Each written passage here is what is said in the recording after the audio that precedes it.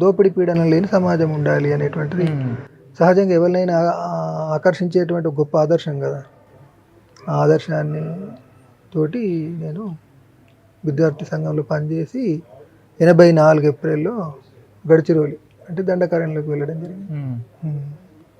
సుమారుగా ఆ వయసులోనే వెళ్ళిపోయారు.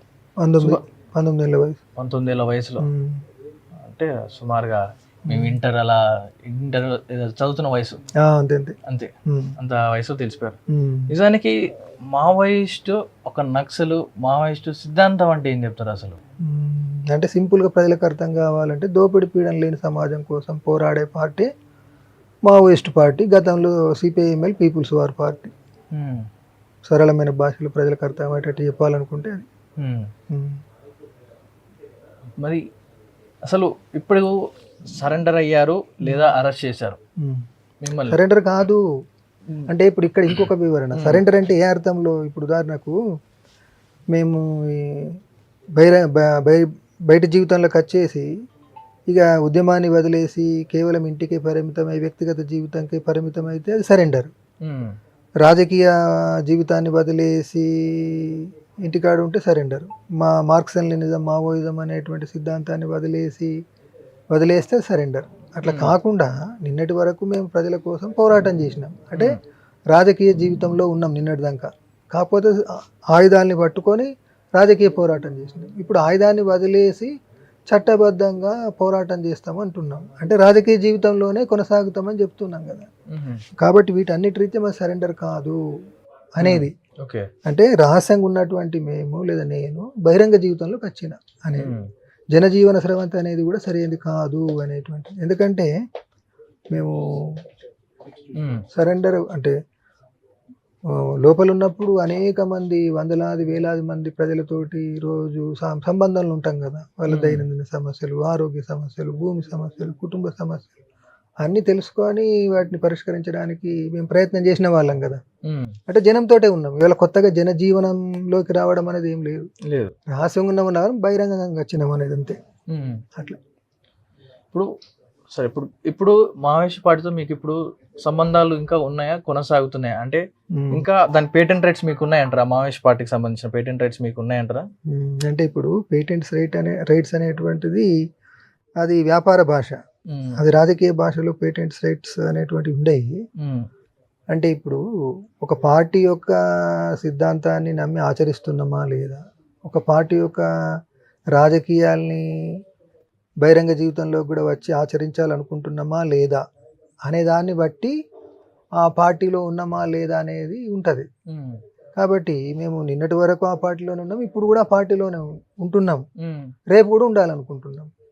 అందుకోసము దానికి ఎవరో పేటెంట్ రైట్స్ ఇవ్వాల్సినటువంటి అవసరం లేదు.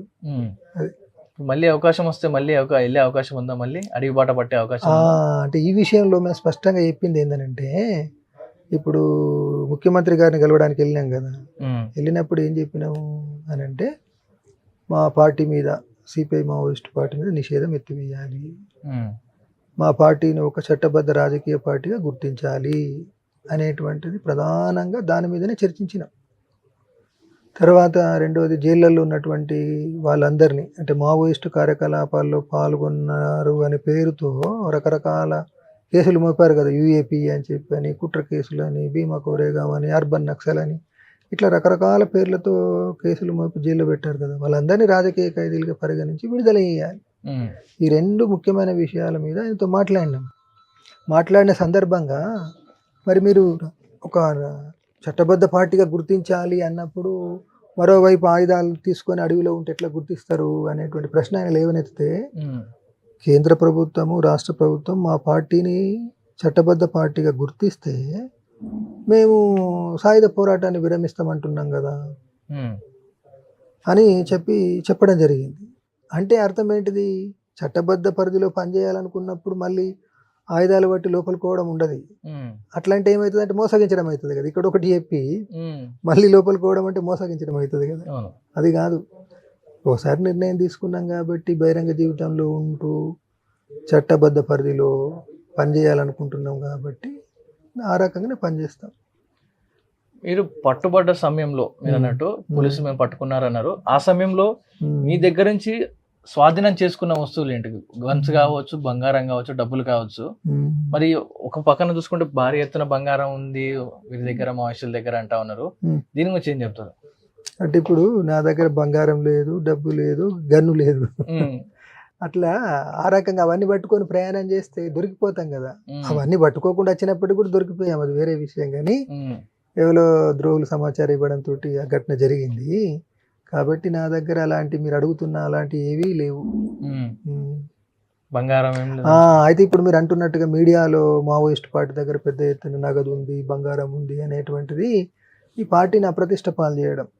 అంటే పార్టీ దగ్గర డబ్బులు ఉండడం అవసరమా లేదా అనే ప్రశ్నతో సంబంధం లేకుండా దాంతో విడదీసి వందలాది కోట్ల నగదు ఉందట, కిలోల కొద్ది బంగారం ఉందట అని రాయడం అంటే ఒక పార్టీని అప్రతిష్ట పాలు చేయడం. మరి అదే ఇప్పుడు పార్లమెంటరీ రాజకీయ పార్టీల దగ్గర